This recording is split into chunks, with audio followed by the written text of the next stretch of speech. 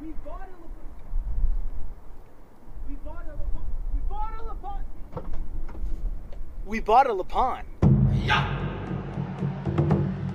This is so exciting. Can you see me in there? This is my joy. Look at that. That is a bunny. That is the coolest thing ever. If you hold the camera down, this thing looks like it has a muscle car front end. What an interesting vehicle. Hello everyone. Today we have a Lapin. You're going to be seeing that in the shot too. We'll get to that another day. For now, this is a Suzuki Alto Lapin. Yes, it is a Suzuki Alto. There is a difference between the Alto Lapin, the Chocolat, the Turbo RS, the Works, the SS. There's so many variants of the Suzuki Alto that they actually made one that has a bunny theme to it. And that is new bird crap. Dang. What we're going to do is we're just going to go over it today, because when you get a car for the first time, what's the first thing you do? You check it over, you see what it's like, you see what's going on. We're going to open the doors, we're going to dive in. Seriously, this is great. I sat in this only twice so far, and I love it. I love this fake-ass white birch wood that goes across the entire front of the dash. It's completely flat. You get these vents here, you get a secret cubby that pops out like that, you get a drop down right there with some garbage, you get a cubby down there as well. I took the flare out, so that's all gone. You get door cards with some slots, you get power windows, you get a hook. It actually says hook for like your bags and stuff. You get another cubby right here, and now look at this. There's no cup holders, right? There's no cup holders, like you can probably put one there. There's no actual cup holders into the dash or anything like that. So you have a cup holder here, and you have a secret one here, right in between. And actually, if you go back here, you get another one down there that you share with the back passengers. Now, one of the coolest standout features of this car, no joke, is the bunny theme of it all. If you look on the door cards, on the headrest, on the back, on the seat ass, on the armrest, the back, every possible part of this car that is fabric laced, whatever, except for the headliner, has the bunny ears on it. That is a touch that not a lot of manufacturers do. This is a animal themed car, you know, from Mustang. You get the horse here and there, but that's going above and beyond. On the door here itself, you get no window lock, so lock windows for the other people. You get up and down, you get left and right, and you get a why is there a clock here? This is not an Infiniti. Why is there a clock? It does work, and you get power mirrors and power folding mirrors and aimable headlights up and down. Unfortunately, this is the Chocolat edition. It is not the SS, so you don't get a tachometer. That's the only thing. The badge is missing. It says Lapin, really wide, L-A-P-I-N, really long. I'll show you that when we actually get into the actual repairs. Hey guys, because it is missing all the badges. It doesn't have a Suzuki badge because it never did. It has Lapin there and a Chocolat there. You can see some strokes, someone removed it. I'm not sure why they removed it. No, this is not a Turbo SS version. This is an NA, but it is a special Chocolat edition. The back, you know what's interesting about this car? Legitimately, if you don't know, K cars are built in kind of two halves, the top and the bottom. Now what happens a lot of the time is that there's no room within the confines of the dimensions of a K car. So typically you don't get a hood on K cars, but on this one you do. I'll take you over to the cargo just for a second, because you can see the top half has been shifted over so that you sit on top of the engine, therefore giving you a huge rear cabin and a huge rear cargo space.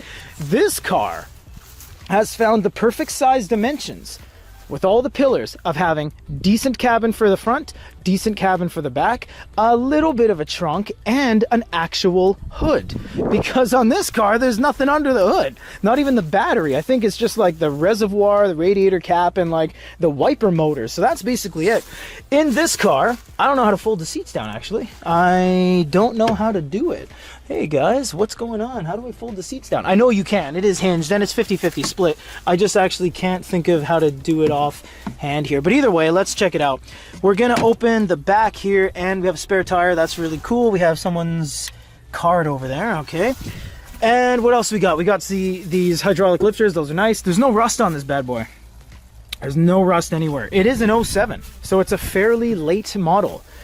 The paint's good. It's just scratched, but in the world of being around cars, scratched paint isn't the end of the world, because that's literally just something you cut polish, which Rob is the resident champion at, so we'll let him do that when he gets it in Canada.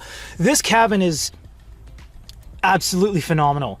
K cars are usually devoid of a lot of character, interior bells and whistles, and that's because typically they're purpose-built, they're functional. You just get in, you drive, you get to where you need to go. This one is meticulously crafted to be very stylistic and very artistic. It's quite nice, honestly. These seats alone, the bolstering isn't the best. You actually get way better seats on the Turbo SS version. This is the Chocolat, so you just get the regular bunny print. But that in and of itself is absolutely amazing. I absolutely love this car. Is the hood pop in here? It is not. It's actually on that side. Oh wait, or is it? No, it's not. So with most K cars, they don't have a lot of room in the driver's side cabin because of all the stuff that they have to throw into a K car, while still being limited with the dimension restrictions. So a lot of the time they put the hood latch right over there on the passenger side.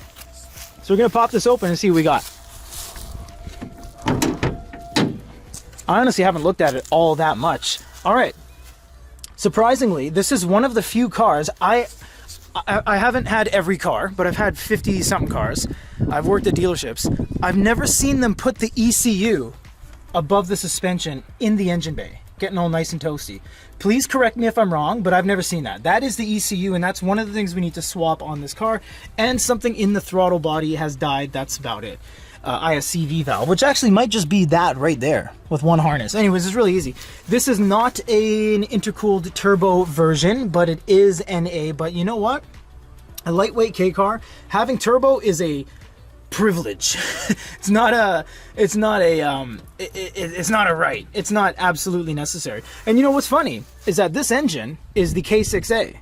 If you don't know, the K6A is from the Suzuki Cappuccino. So this is the exact same engine as the Cappuccino, no joke. It's just turned the other way. So in the Cappuccino, this would be turned in line, whereas this one is transverse to feed the power to the front wheels. This thing is so easy to work on. I can't even, I don't want to understate that. Look how much room you have. I can see CV axles from here. I can see everything. I can see the ground. It's so easy to work on K cars because typically they don't have a whole lot of unnecessary junk in the way. K cars are hyper-functional vehicles that just exist within the confines of height, width, and length restrictions, engine restrictions. Although, you know what? I don't think, I have to check on this, I don't think height is necessarily a restriction for K cars. I've seen some tall-ass K trucks with additional cladding built, and those food trucks, like taco trucks and donair shops that have, almost fell off into this river, that have a K truck with a kitchen at the back that's just to the sky. So I'm not entirely sure if that is necessarily a condition, because that is a very tall K truck. This K car, this is really tall. I'm not very tall, but that's pretty tall. This is the cargo. We'll do that next. This is the Lapin. This is everything you need to know. Well, not really. We're going to get into it. I've told you nothing, but it's going to be fun. This is a new chapter. We've got a lot of stuff we need to do to it. We need tires. We need ECU. We need ISCV. Might have to change the throttle body. Might have to change the battery. Going to do a lot of stuff to this. This is a great one, guys. Stick around. There's probably 3 or 4 episodes we're going to throw at this guy. Till the next one. So we've got 2 problems we need to fix today. One is the ECU right there, and the other one is the ISCV that goes on the throttle body. Both of these, I hear, are I know that is. Both of these are surface level accessible parts. Should be pretty easy, should just be 3 bolts, 2 bolts, 1 harness, 2 harness. Pretty easy. Oh, dude, it doesn't get any easier than that. That's it. That's the ISCV. And that's the ECU. I can't even think, I'm sure I'm wrong, please correct me. I can't even remember the last time I've seen an ECU in the engine bay on top of the strut tower. You can't even put a strut tower bar in this car because of the ECU.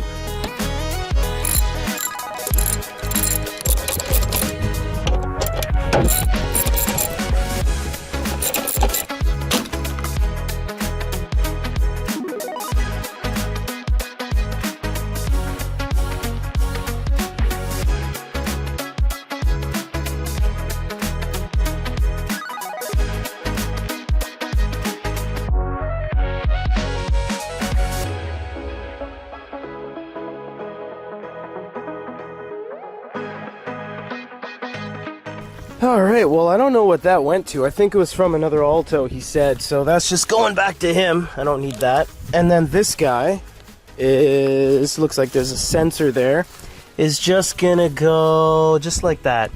So 3 bolts right there, 3 bolts, sensors out like that, harness connects it to that, and it looks like I just need to get down there with, doesn't look easy actually on that one at the bottom, with a Phillips. That's it. I actually don't have that type of Phillips to sneak in there. Here, it's about a far walk back to the house, so I'm just gonna drive there. Actually, not that it's a lot of work to do it again, but while we have the ECU out and the new one in, we have to see if it actually starts. Okay, everything's looking good.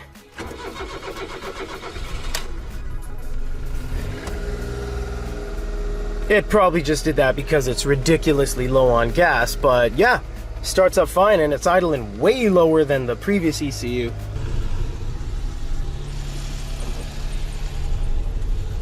Oh yeah, already driving way better.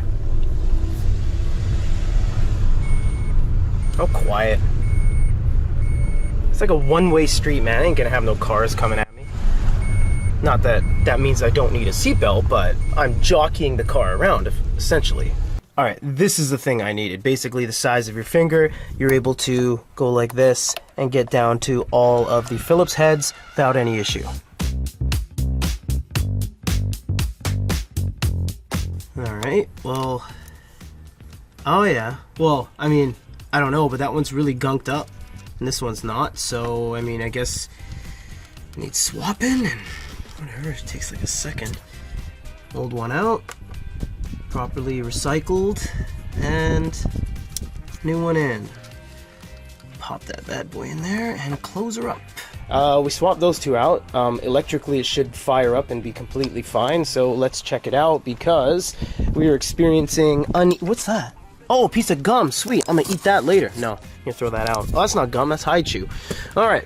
Yeah, because we were experiencing a lot of problems with high rev and, what do you call, inconsistent RPM. So we're going to figure it out together right now and see if it all fires up.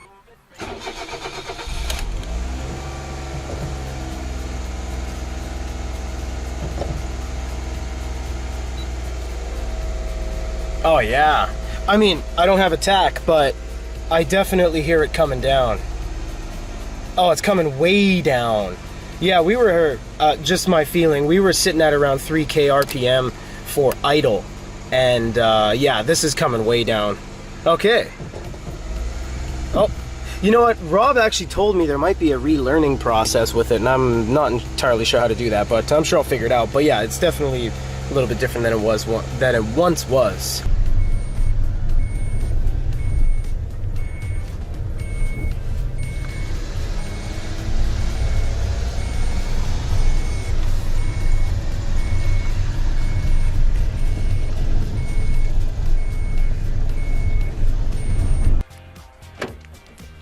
Yeah, that's good for now.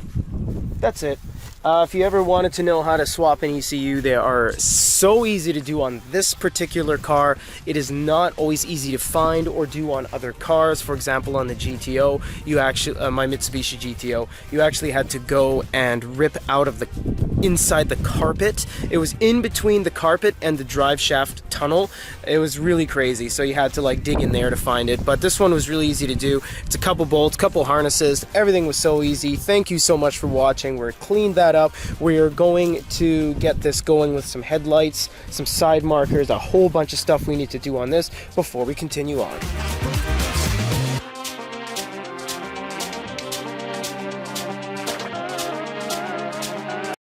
So what we're doing today is we're going to take this entire dash piece off and the cluster and the side, because word on the street is that there's a hidden harness behind this clock that the SS model got that you can actually replace with an OEM tachometer.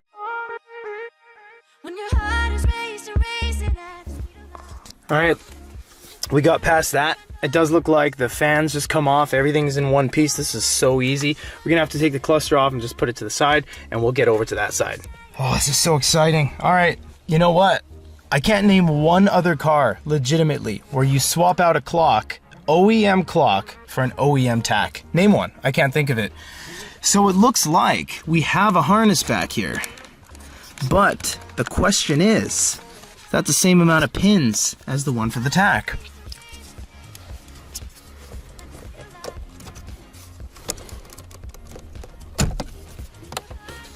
So it looks like we have a 10-pin harness, and I'm seeing about 5 or 6 of them actually coated in copper contacts because of that. So I'm wondering, is what we're gonna do is dig a little bit deeper here and see if we have a secret harness down there. And we're gonna bring in a tack because it'll only be 20 bucks to bring one in. So for 2,000 yen, it looks like that is the exact same harness. And I'm seeing red, I'm seeing ground, I'm seeing yellow and white. And this one, I'm seeing red, ground, yellow, white, tan, exactly the same colors and the exact same orientation with the same harness layout and plug type as the one on Yahoo Auctions. So you know what? I think we're gonna bring one in and we're gonna throw a tack in there. All right, my buddy at Suzuki actually sent me the official relearn procedure. So first things first, we gotta unplug the battery for 3 minutes and then plug it back in. All right, we're at 12:17. Let's wait 3 full minutes and pop it back in.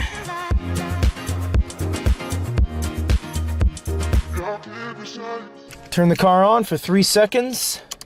Turn it off for 3 seconds. Turn it on for 3 seconds. Turn it off for 3 seconds. Here we go.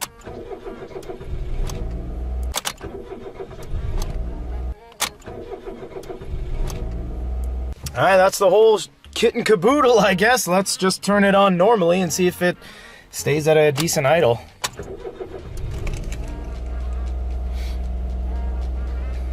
Again, no tack until we get one, but we'll see how this goes. 1, 2, 3. 1, 2, 3.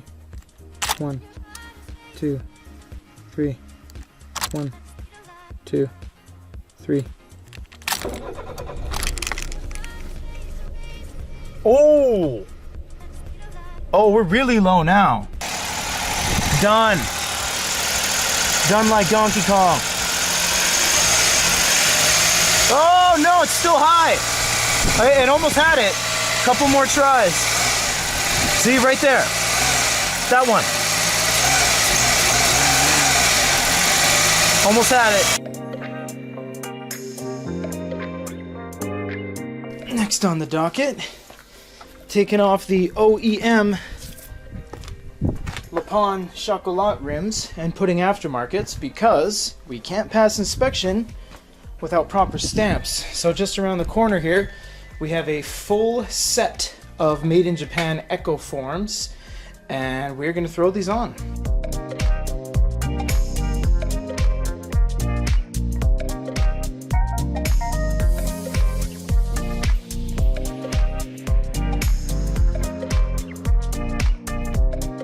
All right, we're done for now.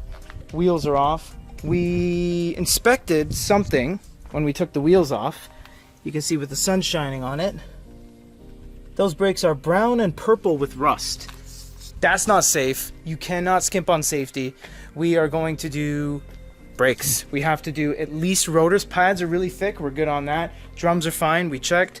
But the front rotors are toast. They don't have a lip or anything. They're flat, but they're grooved and they're rusty. We're gonna swap those out, and we're actually gonna take the OEMs and list them on Jimothy, which is the equivalent of Craigslist in Japan. Even though they have Craigslist, Jimothy is more kind of domestic. So we just received our tack, and if you want to check, that is the clock that came with the unit, and that is the tachometer, and it's got its own little shroud around it too, whereas that's just mostly flush.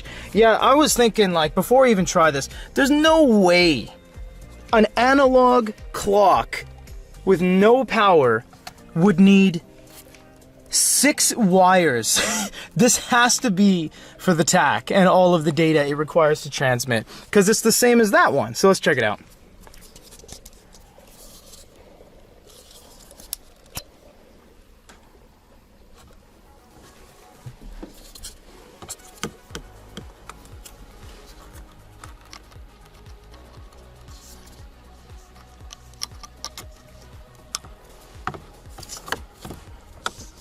So there we have it right there next to the Speedo. I'm gonna turn on the car and we're gonna rev it, see what happens. And this is the one that came with the actual thing. Guess I don't really need it anymore. So yeah, let's get our Lapin keys and start her up.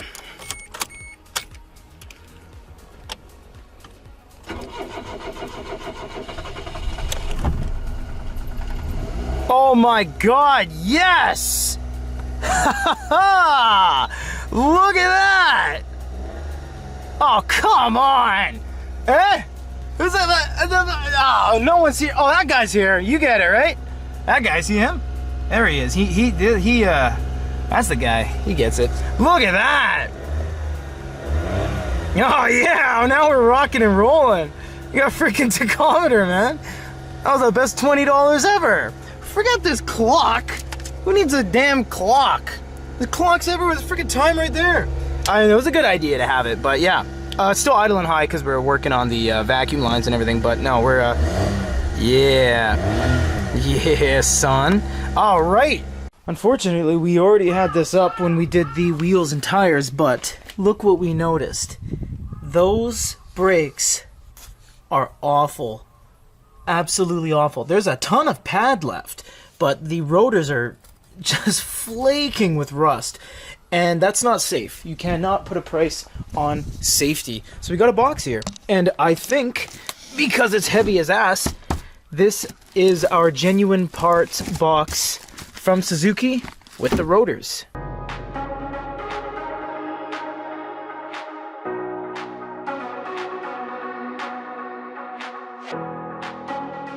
Oh yeah, these are done. We are gonna take these off. These are absolutely just haggard.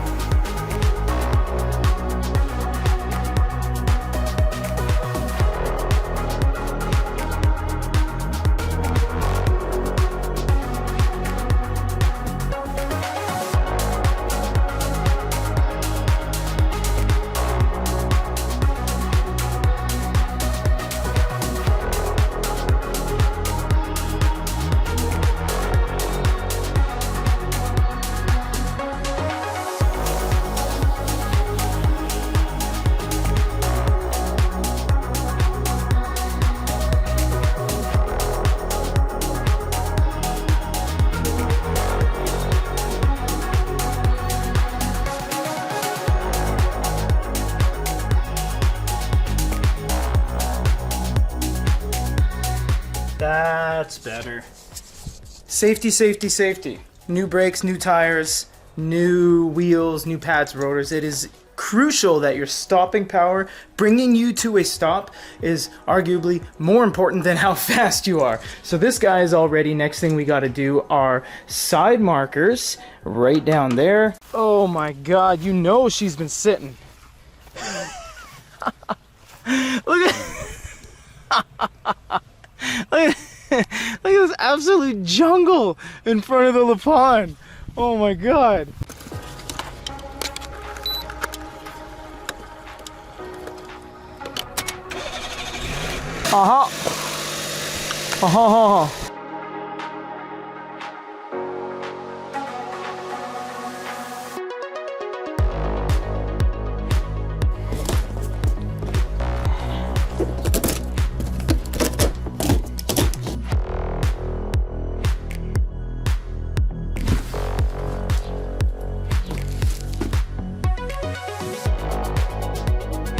Shiny.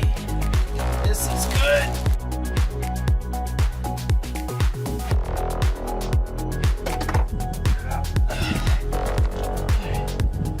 Whoa, much heavier than the Cappuccino.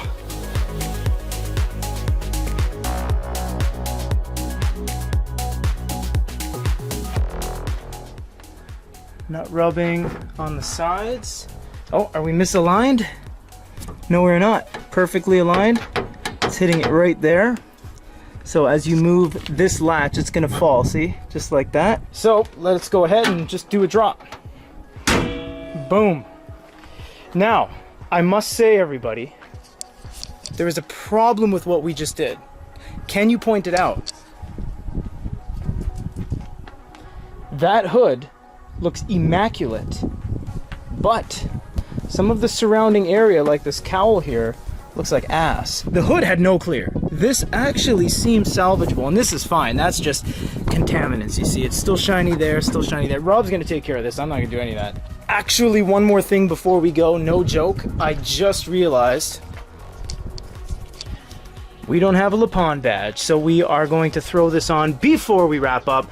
It goes right here. The curvature matches the car in both, I don't know what you call that, like yaw and whatever. So it's curved in such a way where it fits right there pretty clear cut. So let's get it done. We got to clear our surface, make sure it's dry, and then we'll apply it.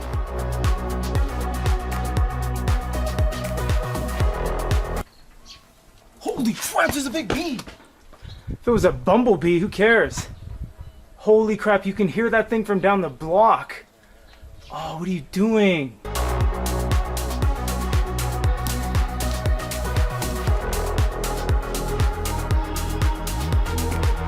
Racing stripe.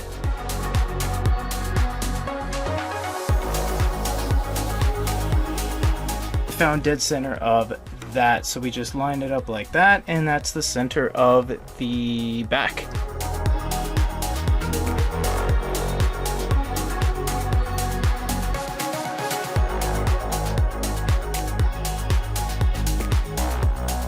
All right, so we got the line matching the contours on the body here, and that's pretty damn straight. We found dead true center, removed the vinyl. Always use, you know, a lot of people use masking tape, that painter's tape. I don't like that. I like vinyl tape because it doesn't do anything to the paint. There's no residue, so that's all done. Oh, you know it's raining today, but honestly, it is a fantastic day out.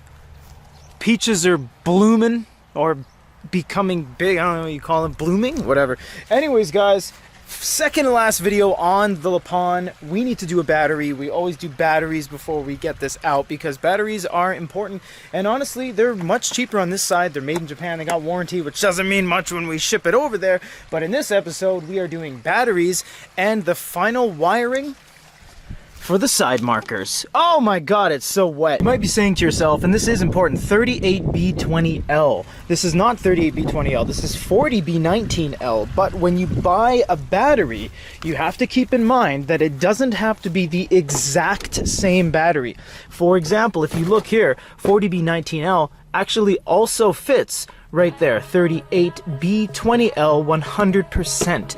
As long as you get the L, which signifies which side the positives or negatives are on, it'll be L or R respectively, and you look at the compatible models, you will be fine.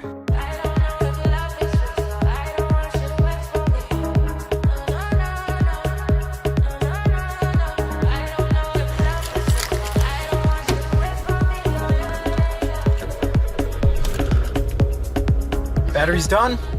Everything's looking good. We are all good to go.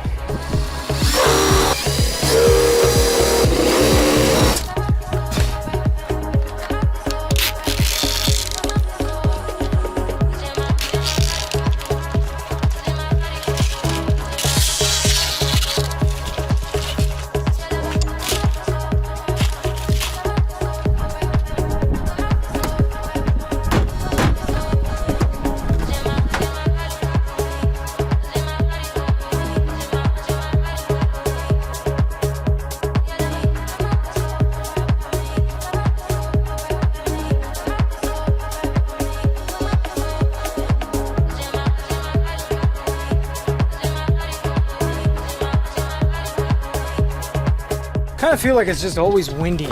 Oh, it's just windier now. All right, so let's go over it before we continue.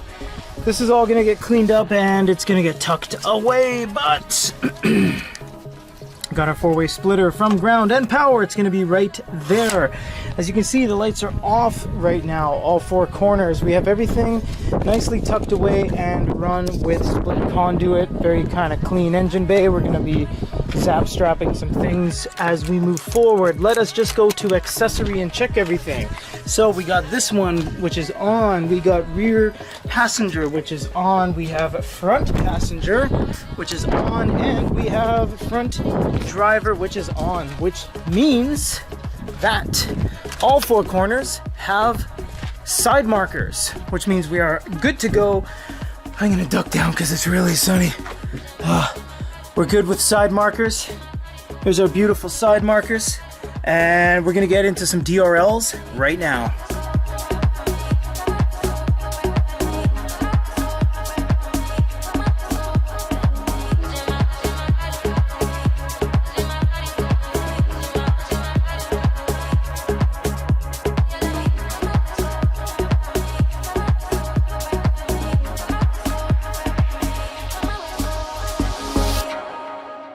Well, we have to clean up this mess now, don't we? The car will be exported tomorrow, no joke. Excuse the glistening sweat on my face. It's going to be 40 degrees this week.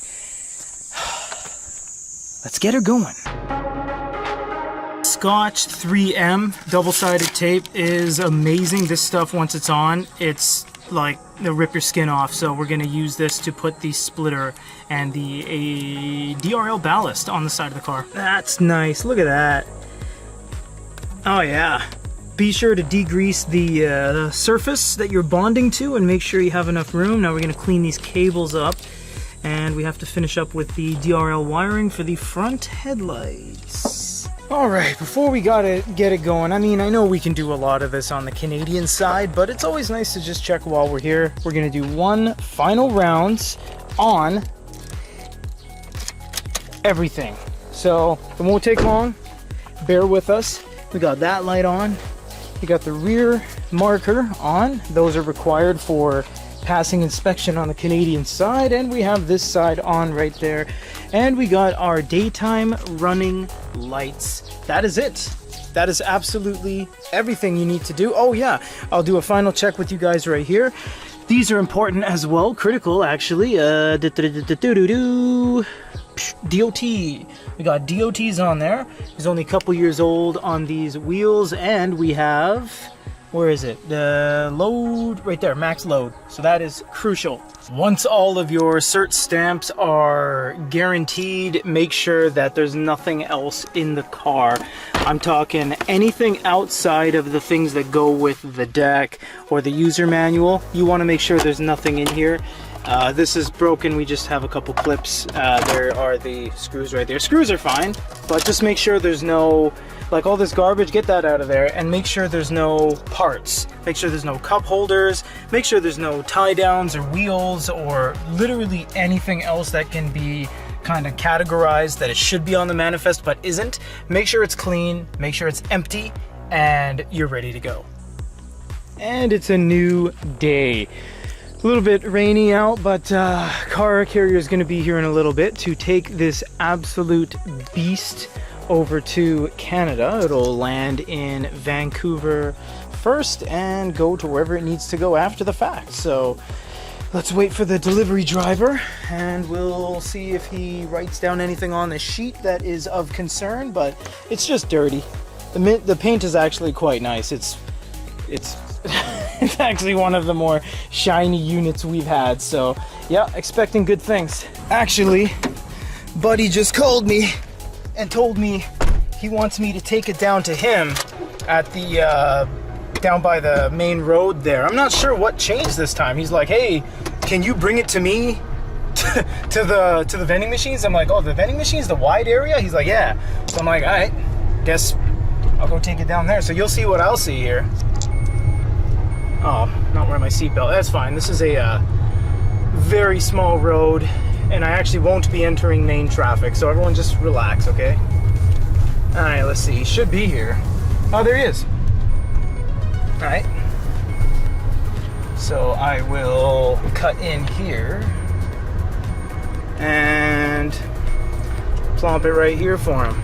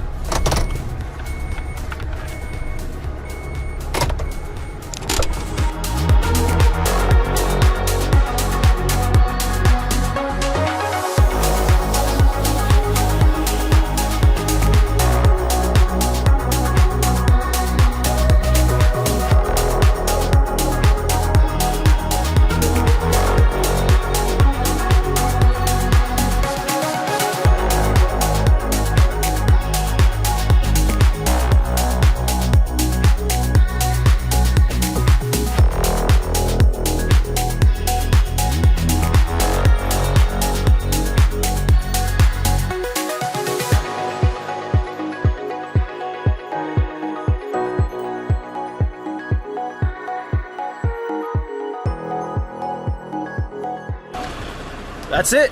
She's all locked up. She's ready to go. They latched her down. You know what? I've never actually been here for it. Usually they just pick it up from my house. So it's very interesting. I never got to really see it before. They put the latches on all the tow hooks on the front and the back, and when they latch it down, the entire car sinks. As you can see, it looks like it's lowered. And he says he's not actually taking it in this machine. He's taking it to another location where they're going to put it on another machine. So it's like a middleman to take it into a motor pool, it's called. So he's going to be gone. And right now, wait, I forgot my wallet. Wouldn't that suck? Okay, that's it, guys. Lapin is gone. There he goes. That would honestly suck if I forgot something. I didn't. Okay. Holy crap. If I drop something out of my pocket.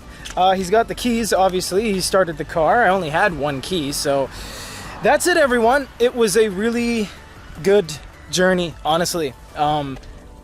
I don't know, man. I mean, aside from actually, you know, making a customer happy and moving cars and, you know, allowing Rob to experience these cars as well, it's a great joy for me. It really is. It's a selfish reason, honestly, because it's a way that I can bring these cars in, get experience fixing them, get experience in driving them, modding them, repairing them, just being around it, and then having an out to export and to offload it to Canada and make it Rob's problem.